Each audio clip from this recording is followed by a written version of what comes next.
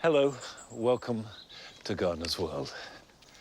I love this point where we're right at the edge of autumn, with summer days and autumnal nights butting up against each other, and there's still masses going on in the garden, and still time to plant for a harvest later on in the year. I've got some pak choy here, in fact, two different types of pak choy. We've got the red leaf and the green leaf. They certainly add to the texture and the colour of the vegetable garden. And when you grow in plugs like this, it does mean that planting out is really easy, because the raised beds, the soil's nice and light and free draining, and you simply make a hole, pop it in. Pak choy grows fairly quickly, so you need to give it reasonable space. About 6 inches will do the job. And I normally harvest them quite young so that they will grow back. You can get 2 or 3 cuttings off these. And if you have a cloche or a fleece for the worst of the weather, they should last right through winter. And if you haven't grown any vegetables from seed yourself, don't feel left out, because nowadays garden centres sell quite a wide variety of young veg in plugs.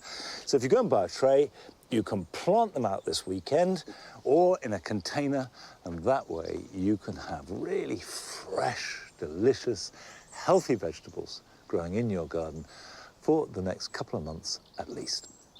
Now, coming up on tonight's programme. Head gardener Alan Power takes us behind the scenes at one of the country's greatest landscape gardens, Stourhead in Wiltshire. Carol tackles another of your troublesome plant problems, and this week she's looking at how to deal with heavy clay soil. And we visit a back garden in Essex that has made the most of its tiny space. And I shall be potting up spring flowering bulbs and pruning my summer fruiting raspberries.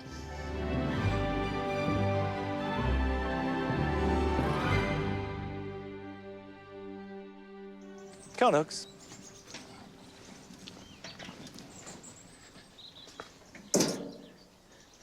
When we prepare for high summer, we do all our planting and moving and plants around in spring, or at least most of us do, because that's when we re-engage with the garden.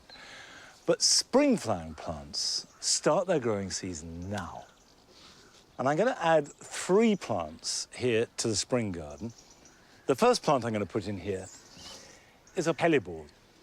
Hellebores are fantastic in March and April. But the colours, as they hybridise, can get very muddy. And if you freshen them, that does add a sparkle to the spring garden. This is a variety with a slightly improbable name of Hellebores ericsmithii.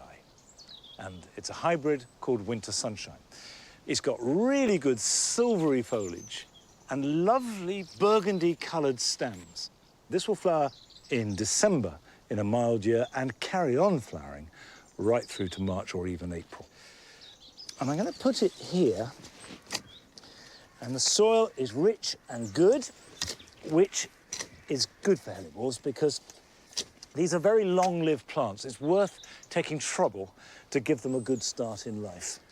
They're adaptable, they'll grow in most soils, and they tend to have a reputation for being plants for shade and woodland, but actually they grow very well in full sun. Light shade is perfectly good, full sun, but not deep, dark shade. You can see the roots of this are fairly matted. I'm just going to break them a bit. Just scrape your fingernails over the roots. And what that does is force them to repair and regrow. And as they regrow, instead of staying within the pot, they will grow outwards into the soil. And that will help it get established quicker. Whereas if you just pop this in straight out the pot, it'll stay in the formation it was in for ages. Plant at the same height that it's in the pot. What hellebores like best is a nice, free-draining, loamy soil. Having said that, they will cope with chalk, they'll cope with clay. The one thing they're not so happy on is light sand. You do need to beef that up with some compost. That will grow up a couple of feet tall and really reliable and solid. Some hellebores are a little bit temperamental, but this is a good doer. So there we have white flush pink. Now I'm going for the blues. This is a pulmonaria. It's pulmonaria blue ensign, and it's the bluest of all the pulmonarias. Of course, they're recognizable by their spotted leaves. That's why they're called lungworts, because they look a little bit like a lung, and they were used in medieval medicine to treat coughs and diseases of the lung. Not that they necessarily were very efficacious. This is very much a woodland plant. It does its best in light, deciduous shade. Nice root system, no problems at all, and just pop that in the ground. Nothing could be easier.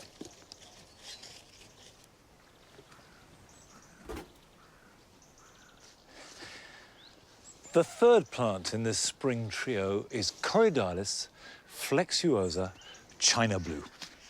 And it's a blue quite unlike almost any other plant. It's icy pale blue, but really strong. And as someone memorably described it, the flowers are like shoals of blue fishes swimming through and above the foliage. To call it a spring plant is a little bit disingenuous, because actually it will go on flowering into July. And then it dies back and will start again in about April. Now this likes some sun, so I'm putting it on this side because there's more sunlight coming from over there. It's rhizomous, so it spreads. And given the right conditions, this will spread and cover an area about 1 metre wide. So really good at the front of a border, giving you not only colour, but also this lovely, delicate, dancing foliage. So we'll pop that in like that and push around it. Now, I will have to water this in really well, because that could not be drier. But that's no problem. And it's always a treat, it seems to me, to be planting at this time of year. We're so used to planting bulbs in September and October, but herbaceous perennials for spring are far better planted now too. And it does mean that you leapfrog winter. You start thinking of next year and the joys it's going to bring, rather than regretting the demise of summer. And the spring garden here at Longmeadow is a small part of it. It's a slither that looks great for part of the year. But some gardens do spring on a grand scale. And over the last year, we've been visiting Alan Power, the head gardener, at Stourhead. Stourhead is one of our great landscape gardens. And we've been looking behind the scenes and seeing how they prepare for each season. And today, we go as spring begins.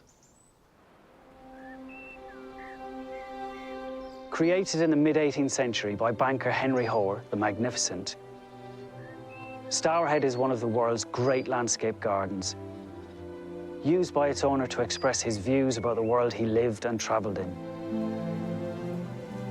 The estate stayed in the Hoare family until 1946, when it was given to the National Trust, who have looked after it ever since.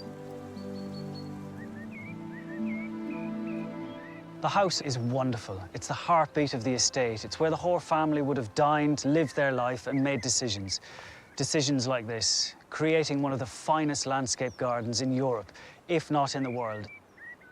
And I've been head gardener here for the last 13 years, looking after this masterpiece and doing the work that was done historically, looking after what Henry the Magnificent created in the 18th century. Originally, the gardens and designed landscape of over 2,500 acres were created and maintained by a team of over 50 staff. Now they are looked after by me, 6 full-time gardeners, and a handful of volunteers. Something we spend a lot of time doing, and especially in spring, is looking after the lawns. They're the stage that the plants sit on. Really important to keep the lawns good. And what Mark is doing today is he's just using the slit-tine spiker to release some of the tension out of the lawn. And by doing that, it allows the nutrients and the moisture to soak through to the root zone of the grass. Without doing that, the moisture just sits on the surface and the lawn will struggle for the rest of the season. And although we do it on a grand, massive scale here, it's the same in your own garden. If you've got a desire line, your favourite route to the shed to get the lawnmower, whatever it is, just by using the garden fork and spiking through that area of the grass will allow the nutrients in and keep the lawn healthy for the rest of the season. Around the lake, Henry Horde designed and constructed some amazing architectural features, like the Pantheon, a temple dedicated to all gods, which was inspired by the Pantheon in Rome and is the largest garden building at Stourhead. And this is the Temple of Flora, built in 1743, the first temple that Henry constructed in the garden. And he dedicated to Flora, the Roman goddess of flowers and spring, and it's essential that she's in the garden. But above the door, there's a Latin inscription, and it simply says, keep away, those of you who are profane, keep away. And that was Henry's way of politely asking people to be in the right spirit as they entered his garden and prepare for something magical and very, very special.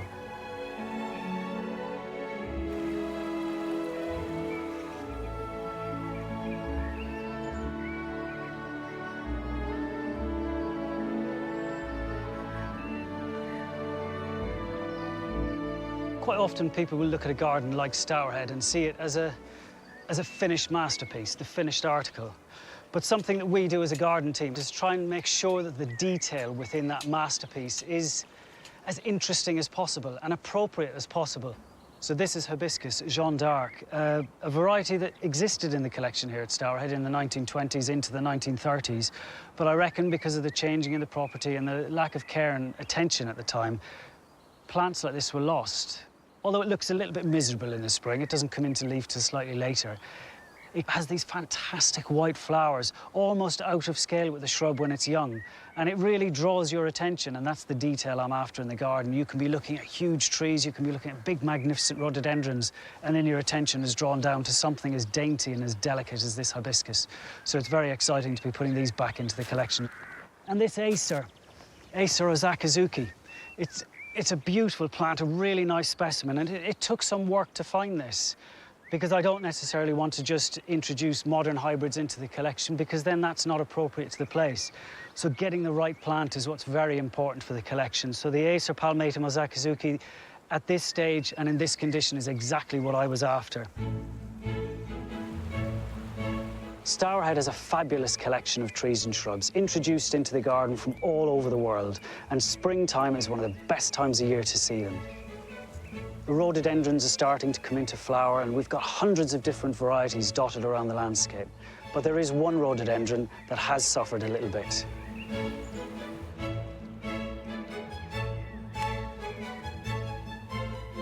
Working in a landscape garden is quite often a big maintenance task and battling against the season. And this rhododendron behind me lost that battle a couple of years ago when it blew over. But what it did do was open up a really wonderful opportunity and a little bit of a surprise in the garden. And it set seed. This wonderful array of rhododendron auriculatum seeds behind me.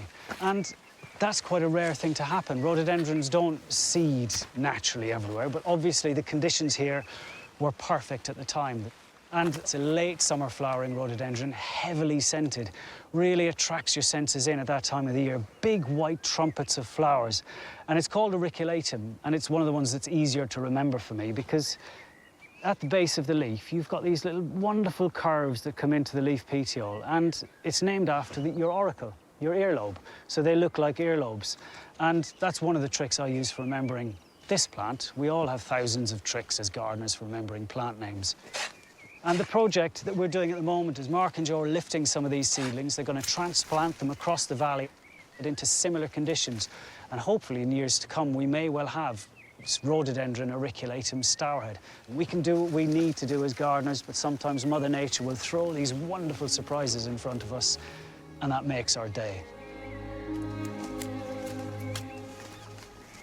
Springtime in the garden. It is a time of big tasks, whether it's aerating the lawns, transplanting seedlings, mulching the beds. But actually what we're really doing is preparing those plants and those lawns and the garden for the months ahead. It's a very dry season that we're heading into, and that next season will be summertime.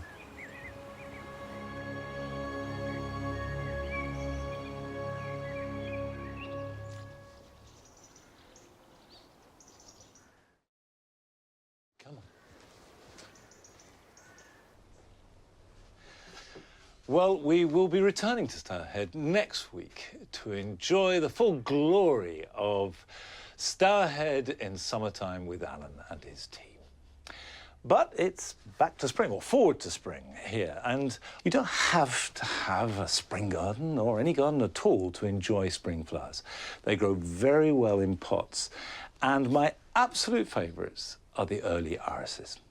These are the Iris reticulata, Iris hysteroides group, and they have the most intense, fantastic colours. And they flower very early indeed. It can be as early as January, and they're certainly at their best in February. Now, these are plants that can be grown outside, but if, like me, you've got heavy clay, which doesn't drain very well, and wet winters, they don't like it. They absolutely must have good drainage and sunshine, which is why I'm going to give them pots. Now, as far as good drainage goes, you can add perlite to a potting mix, which does the job very well, or grit. And one of the advantages of grit is that it's heavy. It's much heavier than perlite. So if you put them in pots outside, in winter, they tend to blow over less. So I'm going to add extra grit to the seed compost. It doesn't need to be very rich. Right, I'm going to start with Iris hysteroides George. And by the way, when you go to a garden centre, you won't find packets like this. There'll be packets of 15 or 20. And they will be a lot more expensive per bulb than if you buy them in some bulk. These are packets of 100 bulbs, which you can find online. And these are small bulbs, so 100 is very easily used up, particularly if you're planting them outside. Plant them, and of course, like all bulbs, pointy end up. About an inch apart, because we don't need to worry about them getting maximum nourishment, because what we're looking for is an intense hit of colour that will last for about 3-4 weeks when we most need it. That's the point. Cover those over, label them, of course. They need to be watered and then kept reasonably dry. Don't leave them out over winter in a soggy corner in the garden waiting for them to flower, because the thing that they hate most is being too wet. What I do is put them in a cold frame that is left open, but protected from the rain.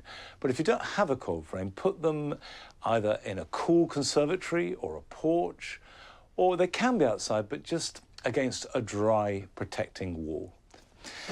Now, if you do have a bigger container and you want to use them for bulbs, I wouldn't fill this with irises, but it is brilliant for crocus. Now, I've got snow bunting, very familiar white crocus. So, we'll just cover that hole a little bit, put plenty of compost. Crocus, again, like drainage.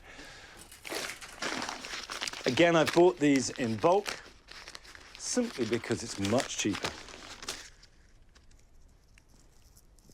And again, we want a mass. That may look like an extravagance, but I think a few quid spent on beautiful bulbs that will give you so much pleasure in the depths of winter, next February, early March, is worth every single penny. So we'll just cover those over.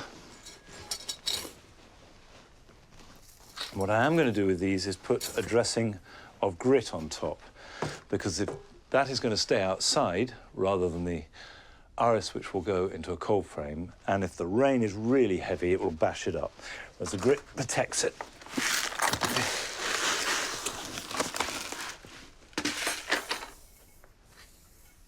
Now, obviously, you can grow anything you like in pots because you can change the soil and you can put them where they'll be most happy. But in our gardens, outside, we have to deal with problems as they are, and sometimes they're a bit more tricky to fix. But Carol has been addressing problems that you have sent in. And this week, she's looking at something that takes us right back down to earth.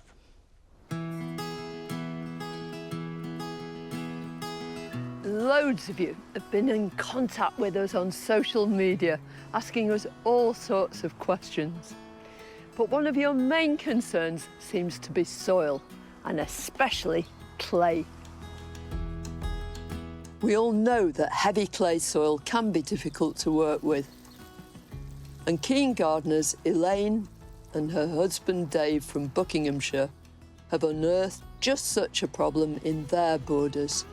So when you got in touch with the programme, you said you got clay. But when I'm looking at this, it doesn't look like heavy clay at all. So underneath this topsoil is pretty much thick clay. You get your spade in and then you hit the heavy clay. Right. We've planted this border behind us and it looks OK now, but we're not sure how long it's going to last. I've picked plants that seem OK, but with the clay pan at the bottom, will they last over the winter with the wet weather? And it's this sparse bit of the border that seems to have the worst growing conditions. We've had some plants that haven't done quite so well, such as rhododendrons, which I've lifted and moved to other areas of the garden, which are starting to get a little bit better. And then we've had some deaths, such as the wisteria. Right. That really does look as though it's had its day, doesn't it? Yeah, I think that's finished. It's time to get my hands dirty. Right. Oh, my goodness. Look at that. Yeah, it's quite heavy.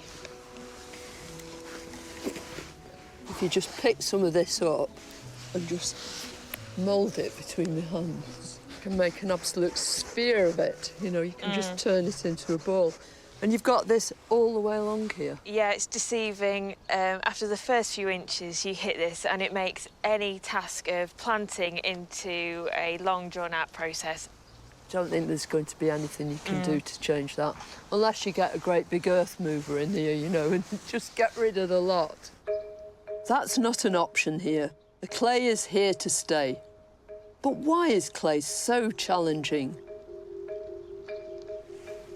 You'll often hear gardeners complaining about having heavy clay soil. It's really wet. It's very heavy and hard to work.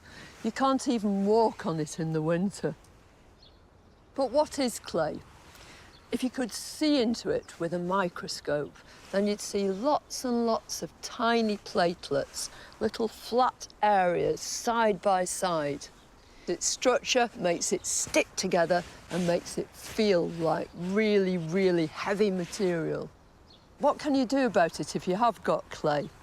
Well, the major thing is to add lots and lots of organic matter, compost, rotted manure, bark, and you can dig it in or you can lay it right on the top where the worms will actually take it down. Although people talk about clay as a problem, it actually has huge advantages over a lot of other soils. Thin, sandy soils leach out the nutrients and the water goes straight through. If you want a really retentive, rich soil, then you couldn't do better than clay. Some plants love clay soil.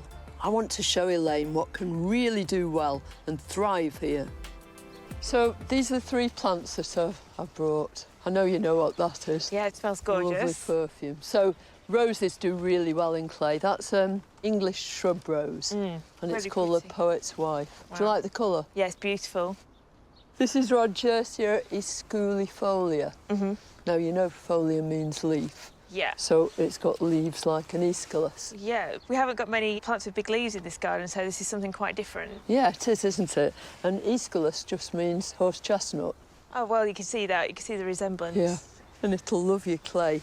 And this lovely clematis is Blue Angel. You can see why it's called the Blue Angel as well. Yeah, it is. She's divine, isn't she? It's hard work, but it's really worth it. Digging lots of organic material into your clay soil will ensure that your plants have the best chance to flourish. You can see the clay, but there's masses of this. First to be planted is the clematis. So are you going to do the honours? I will do. Yeah, you got that bit? Yeah. No, it's well rooted, but it's not pot bound. But you can see these big, thick, they're almost sort of thong-like roots, and those will go right down, and when they hit your clay, they won't stop. Make sure that there are no air pockets in here, because you want your roots to be able to move not just downwards into your clay, but across into the rest of your soil too. And if there's air in between, that won't happen. Oh, OK. Right. Well, it's got reasonable roots, but and it'll soon get going now because it's got the addition of this lovely compost. Right. Woohoo! And he's strong and lovely roots. It's surprising, isn't it, that a great big plant like that has got such sort of fibrous roots. It's herbaceous, so it'll dive right down to the ground for the winter. OK. Up it'll come in the spring. And you often see it associated with water and heavy clay, so I think it's going to love living here. Fantastic. There you go. Cheers, just what we need. Yeah. So what's your feeling then? Have we been of any help? Have we helped solve your problem? Massively. It's really reassuring to know that we can improve this soil and we can plant some really nice plants and have a really pretty garden with plants that are going to thrive.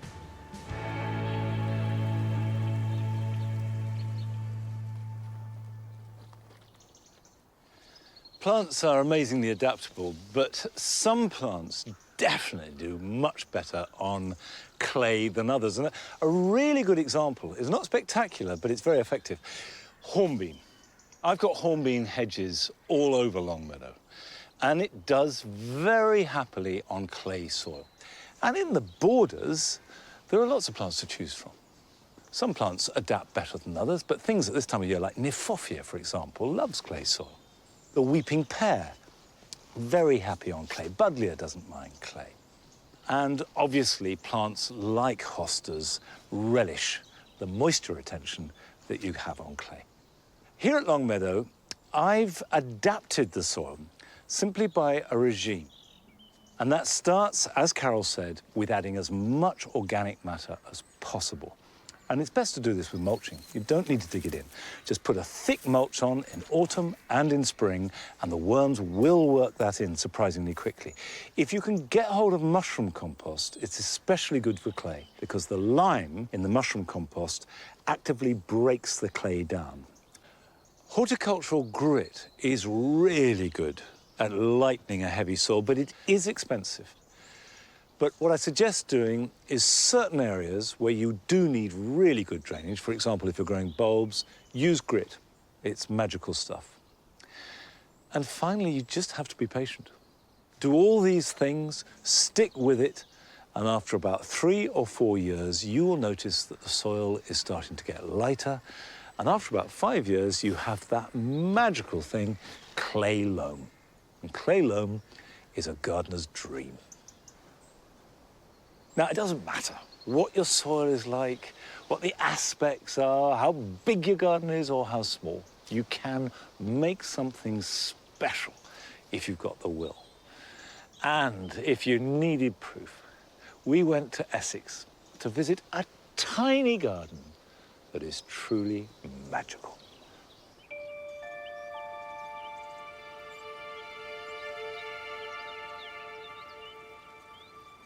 It starts like a painting. It's just a splash of color. And after the plant gets more and more detail, and this don't stop. Before the garden was totally renovated, it was basically a concrete patio. I've known Fabrice for about 20 years. When I first knew him, he was living in a house down in Kent, and he totally renovated the chap's garden, and I could see he'd done a wonderful job there. Fabrice then came and stayed here, and I did say to him that I would love my garden improving. So he totally renovated the garden, as you could say, in lieu of rent.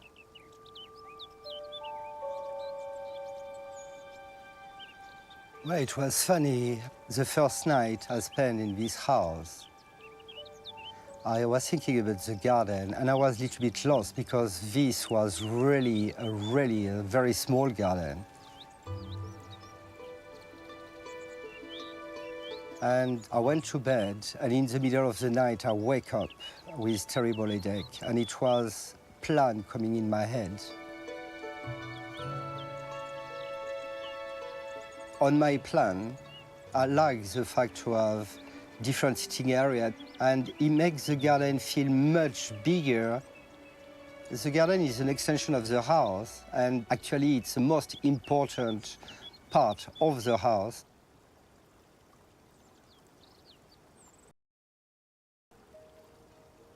On the top level, I wanted to have as much room as possible. On the patio, it's nice to sit in the evening because you've got the sun facing you and you've still got the ambience of the garden to look at.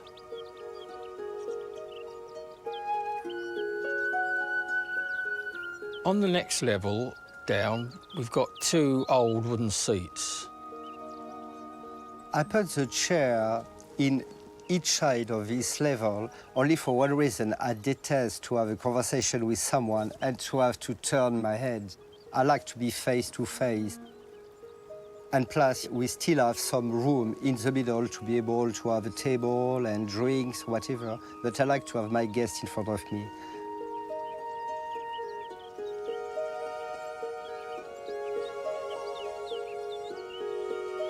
This area, I wanted to create some sort of background and try to have a little bit of height, but to keep everything in proportion in the garden. An example, this tree, I want to keep it to a certain height, just enough to have privacy, but not to have it like a wall.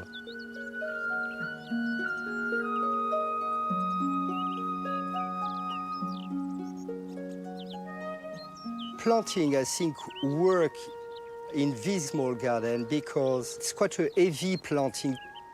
But the fact that there is different room make it feel much bigger than it is. Like in a house, you will have a living room and a kitchen and a bedroom. It's exactly the same in the garden. The next level down is what we call the secret area because you are quite hidden from other houses. There's a large chair in there that we call the throne, so it's just seating for one person.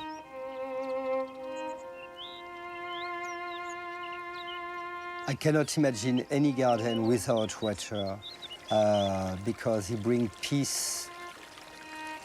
It is very atmospheric when we sit in the garden having conversation, watching the bird on top of the fountain. The secret area is one of my favorite spots. It's where I can forget everything that is around.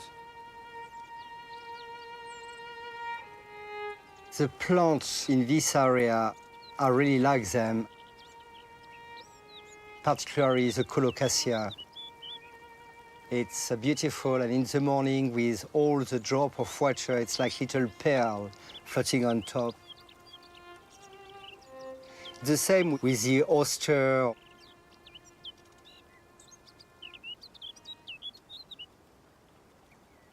There are several interesting items in the garden. We have 5 what we call pinnacles, which are the remains of old trees which were flooded many years ago. For me, the pinnacles, they are a piece of art that have been created by nature, and sometimes they are the most beautiful. I often sit here when it's pouring with rain. It's a totally different atmosphere sitting here. And I'll have a glass of wine or champagne, and it's just so relaxing to listen to the pouring rain and the running water, and maybe even see a frog come out to see me.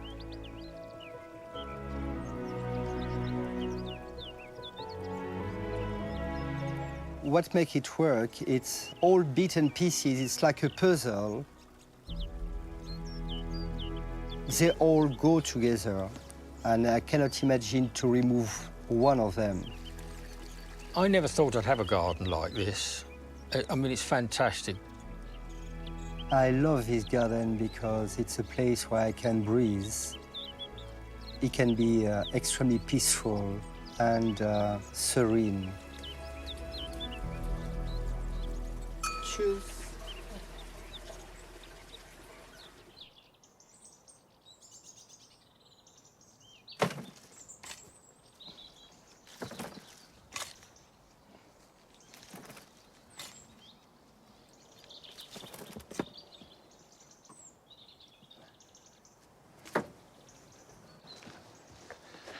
I love that garden. And it does just show that size has absolutely nothing to do with the amount that you can both cram into a garden and also get from it. A small garden like that can give as much pleasure as rolling acres. Now, what's a good idea at this time of year is if you've got a bare piece of soil, particularly in a veg plot, I always put a layer of compost on the ground. And this does two things. One, it acts as a mulch which stops weeds growing. And two, it will work into the soil. It will gradually feed it, enrich it. So if you do want to plant in a few weeks' time, that will help. And if you want to leave it over winter, that will improve the quality and the structure of the soil ready for next spring. I'm not going to put your tennis ball on there either. Now, coming up on tonight's programme. Adam visits RHS Wisley to see their brand new exotic garden. But first, we've been celebrating our 50th anniversary all year and feeling rather proud of our ripe old age. But I have to tell you that we are mere striplings compared to Derek Saunders. And Francis went to visit him in his garden at home in Norfolk. Gardening is for all ages. Some of us come to it early in life and other people come to it later in life. But once bitten, the gardening bug tends to stay with us for the rest of our lives. And for one gardener, that's been quite a long time. Derek Saunders has been gardening since he was a boy, which is an awfully long time because he's an incredible 97 years old and has got to be one of the UK's oldest gardeners. I was born only 18 months after the First World War. In those days, everybody had a garden, and it was incumbent upon the father to put food on the table, really. My father allowed me to sow seeds and do all that sort of thing. I always complained I was a bit heavy-handed with the seeds, but never mind, he tolerated me, shall I say.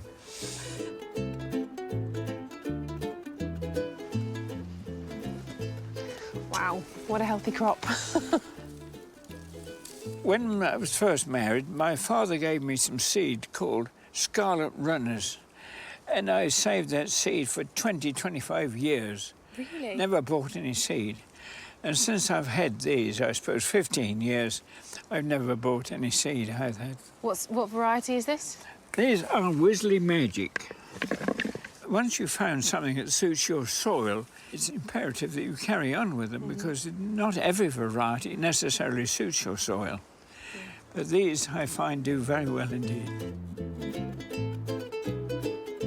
What kind of gardening is it that you like best? Well, I love vegetables most of all. I mean, I love flowers as well, but I always maintain you can't eat flowers, so they're secondary in my thoughts. It's so fascinating, and still is, that, you know, you sow those seeds, and what eventually comes out of a packet of seed is absolutely wonderful. Never ceases to amaze me, really.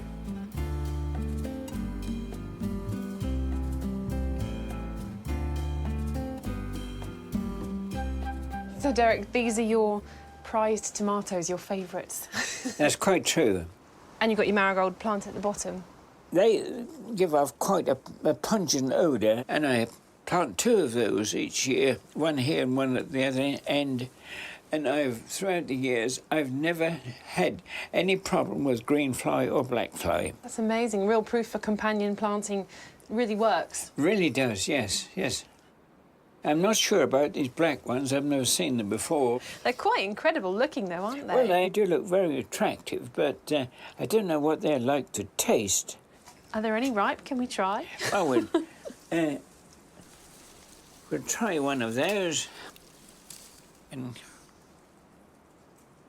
cut it open. Do you mind if I try a bit? Oh, no, of course.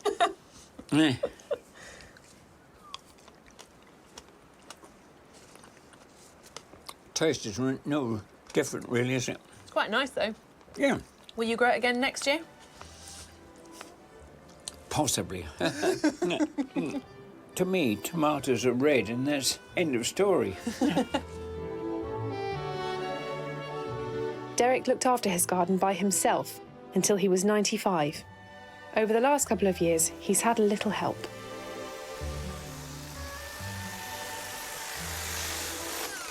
Hi, Kevin. Hello there.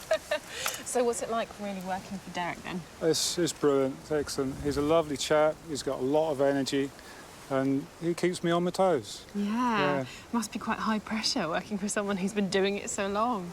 Well, it is a job to try and, make it look as good as Derek would. Any tips that you've learned from him? Well, since I've been working for Derek, I didn't even know what a gourd was, let alone varnish them. He varnishes his He gourds. varnishes gourds. And he varnishes them for Christmas. Oh, nice to preserve For them. decoration, and, I think he gives a lot away. Quite nice. Well, I won't keep you from hedge cutting or the boss. It might get Exactly. cross. Yeah, thank you.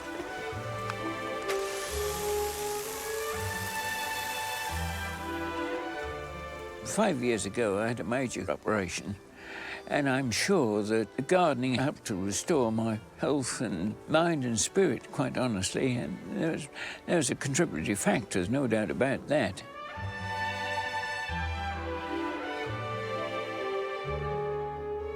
In a lifetime of gardening such as yours, you must have seen so many changes. Yes, there has been many, many changes, of course there has, but the old methods still hold good today, as I learned of my father 80 and 90 years ago. And you still got to get your shoulder behind the spade and the hoe, which is very important, and tackle it daily. And the trick is to keep on top of it, because if it gets out of hand, it then becomes a chore. And when it becomes a chore, it's not a pleasure.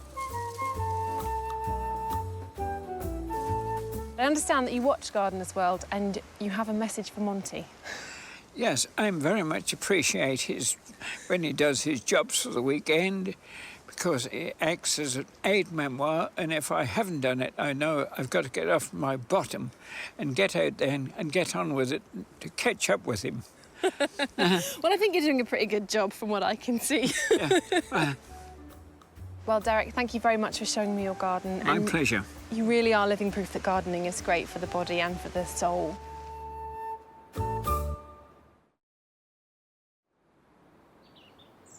Well, I don't think it's a question of you keeping up with me, Derek. I think it's a question of the rest of us struggling to keep up with you. And don't worry, I've got some jobs lined up. But not for a moment, because first of all, I want to prune my raspberries, but not these autumn ones. These are at their very best. They're covered with fruit. We're picking them almost daily, and they should go on producing fruit for at least another month.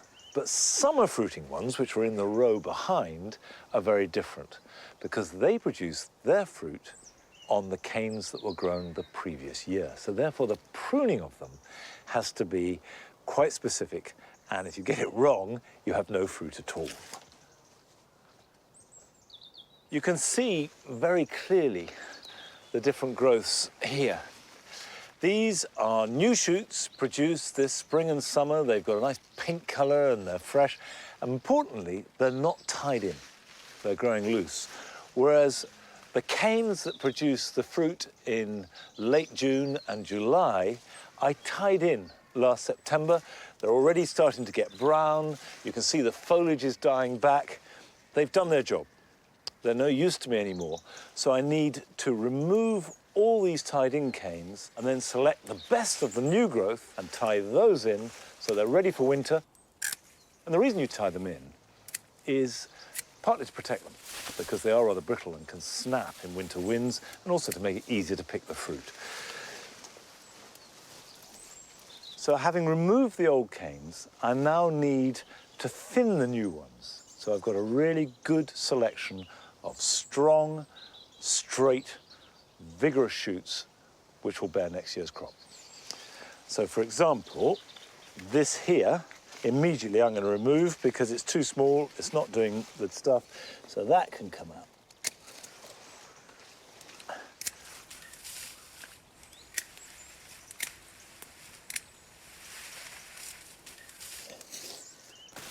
Now at this stage, I want to start tying it in, and what you're trying to do is fan them out. So each cane is equidistant from the other, each with air around it, and each so it's dead easy just to pick the fruit off.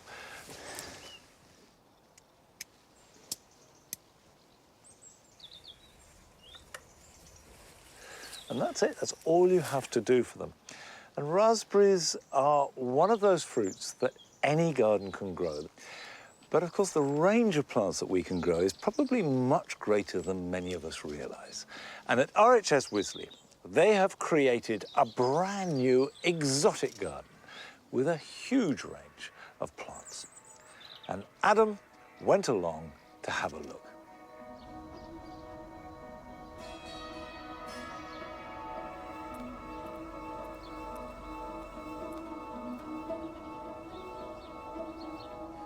I'm here at RHS Wisley in the new exotic garden. As soon as I walked in, it's put a massive smile on my face. It took me back to being like a 16-year-old kid in North Devon Parks Department. So many of the plants, you know, I recognise. We used to use them in bedding schemes, and I cannot wait to find out a little bit more about it. Positioned where the Jubilee Rose Garden once stood, it's been a year in the making, and it's been created to showcase a vast array of exotic planting that is possible to grow in the UK. It's certainly a feast for the eyes, with hundreds of varieties from across the world.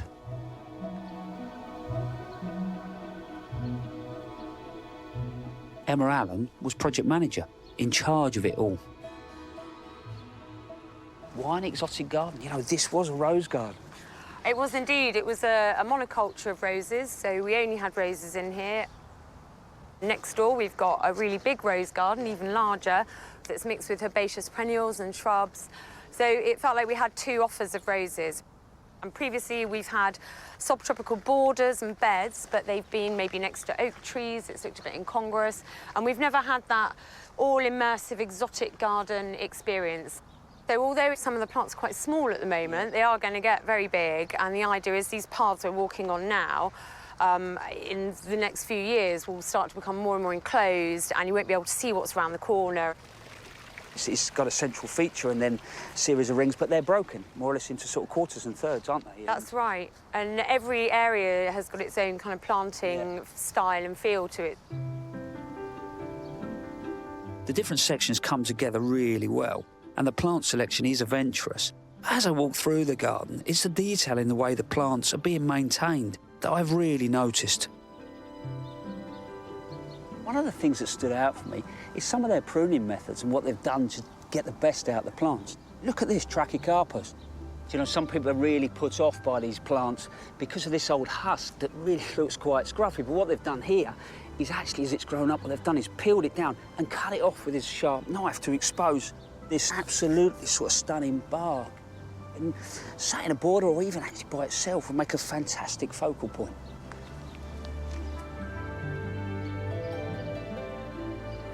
You know, this is another one that caught my eye. It's tree dahlia, which is Dahlia imperialis, and this is normally covered in leaves. And what they've done actually by accident is when they planted it, some of these lower leaves got damaged, so they've really cleaned the stem up.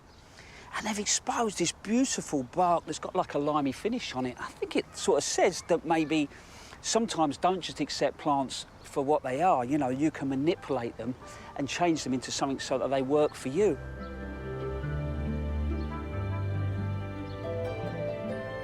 With so much wonderful planting on display, it's Matthew Pottage who has the task of curating this array of tropical treats. Give me an idea, in a sense, what people could take home from the garden. Well, first of all, we want a big dollop of inspiration and wow factor. So we want them to walk in here and be hooked and think, wow, you know, what could we take away from this? There's lots of small beds in here with small groupings of plants, so people can get a, you know, a smaller scale. But also, I think for them to realise that you can put what might be considered a traditional hardy plant like hibiscus or fatsia, put it among some more exotic-looking bedding, beauty lawns or cannas, or a hardy palm, and actually the effect is really different. One thing that is a complete experiment in here, but it's absolutely gorgeous, is Erebotria deflexa. Deflexa has a lovely coppery red young foliage and a lovely toothed leaf. That is really beautiful.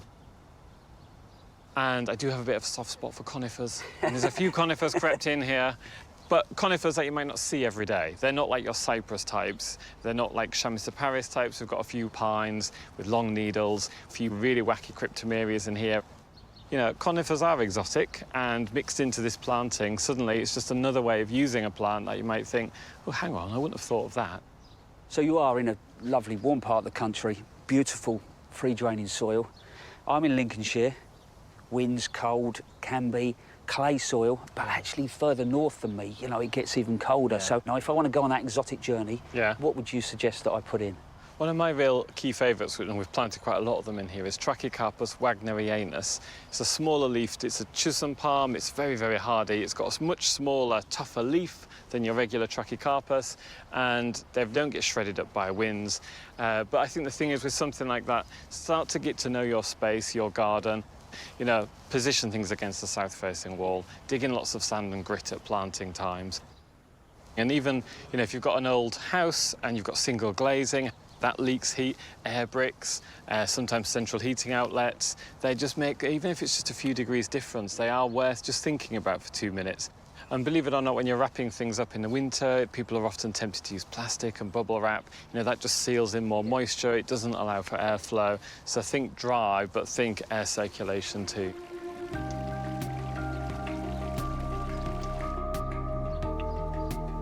Matt was talking about Erebotria deflexa, which is probably a slightly more tender plant. This is Erebotria japonica, but for me, it's probably more reliable and one that I'd have a go with. But if you're living in colder conditions, you could grow this in a pot. You could protect it in the winter, but structure-wise, it's stunning. You know, lovely leathery leaves, look good in a border. Cracking plant. You know, looking around this garden makes you realise what an array of plants there is out there with that really tropical feel. But if you don't know a lot about them and maybe you just want to introduce one or two to the garden, the one I pick out would be the canna. And you look at the leaves, you've got this wonderful sort of mix of colours. You've got green, you've got dark red, you've got variegation. Then you go on to the flowers. Beautiful, stunning oranges, yellows, reds. And then you've got the seed pod, which carries you sort of through to the back end of the season. So for me, it would have to be the canna.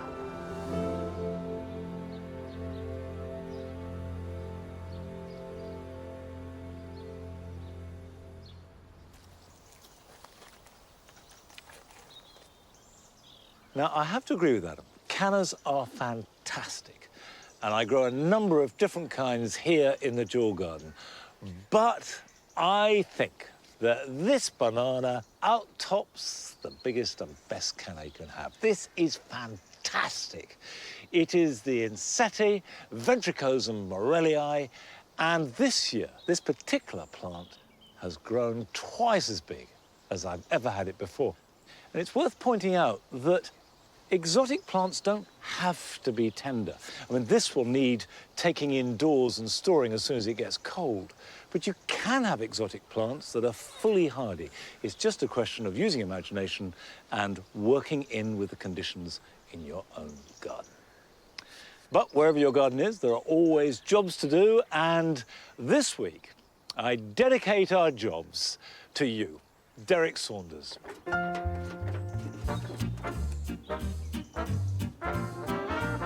Now is a good time to give box, hedges or topiary a final trim.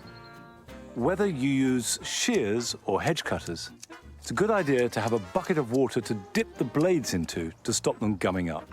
And I always add a splash of disinfectant to sterilize them. Resist the temptation to cut too hard, but just give A light trim all over, and that will keep it crisp throughout the winter. A few weeks ago, I sowed the ornamental carrots Olea and Ami. And now is the time to prick them out. If you leave them in the seed tray, they'll stop growing.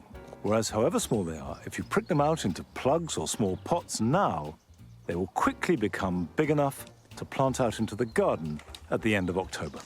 Having pricked them out, water them, put them to one side, and make sure they don't dry out.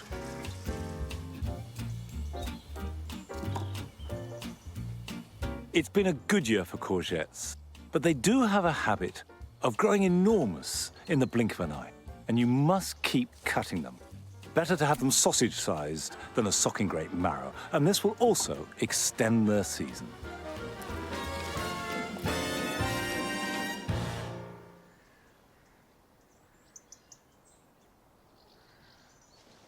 Come on.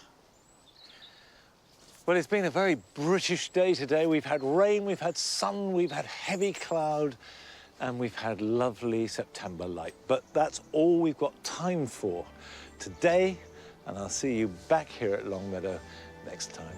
Until then, bye-bye.